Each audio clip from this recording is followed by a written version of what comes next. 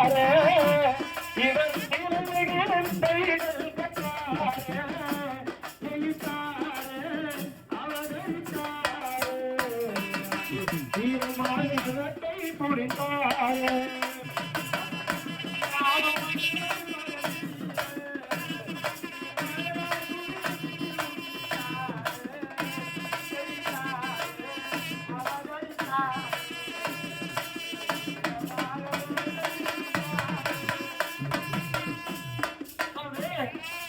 இந்த பாட்டை வந்து எங்க தாத்தா, அதாவது எனக்கு வாரியார் தாத்தாக்கு தாத்தா, அதாவது நான் சொல்லாம யார் சொல்லுவான்? எனக்கு வாரியார் அவரு தாத்தாக்கு தாத்தா, நாங்க தான் சொல்லணும். உன்னையா சொல்லப்பட்டேன் நானு. அதனால அவங்க கற்றுக் கொடுத்த வித்தைகளை நாங்க வந்து இப்ப பாக்குறோம், படிக்கிறோம். அதை நாங்க மக்களுக்கு தெரியுற மாதிரி பாடுறோம், பேரும் போடுறோம். கற்றுக் கொடுத்தவரை மறக்கக்கூடாது. அதாவது கற்றது கைமல நல்லது, கல்லானது விலகலவு. யாருமே வந்து எல்லாத்தையும் கத்துக்கணும் கிடையாது. அப்ப வரோமா வாத்தியாருக்கு நம்ம முக்கியத்துவம் கொடுக்குறோமா, அவரு பேரை சொல்றோமா? இந்த காலத்துல அந்த மாதிரி யாருமே இல்லை. அதுக்கு ஒண்ணு எடுத்துக்கிறாங்க.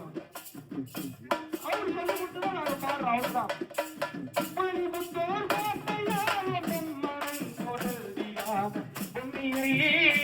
அந்த கண்ணி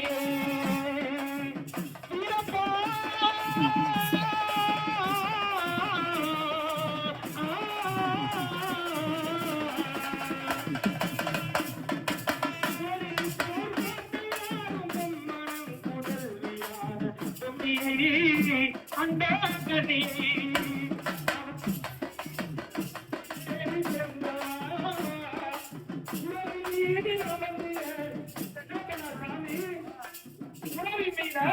சாமி இப்ப தனியா வரான்னு சொல்லிக்கிறீங்களா?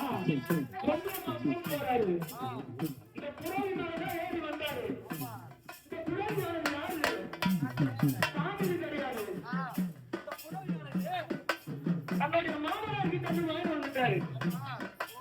பொண்ணையும் தூக்கிக்கிட்டாரு, வாங்க எடுத்துக்கிட்டாரு, யானை பட சேனை பட குதிரை பட எல்லாத்தையும் எடுத்து வந்துட்டாரு சாமி. அதுதான் சொல்றாங்க,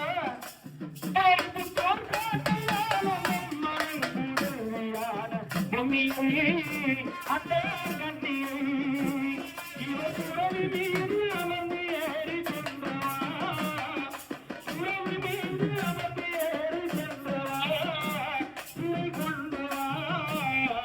அதுக்குதான் அர்த்தம் சொல்லுவோம் நாங்க. அது மாதிரி எங்க வாத்தியார் சொல்லி கொடுத்துக்கிறாங்க.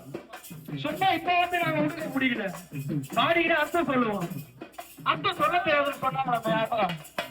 அது மாதிரி பாடிக்கிற அர்த்தம் சொல்லுவோம். புறவி மீது அமர்ந்து ஏறி சென்றவா, சிறை கொண்டவா, காவேரி ஆற்று கடல் கடல் அதை காசியா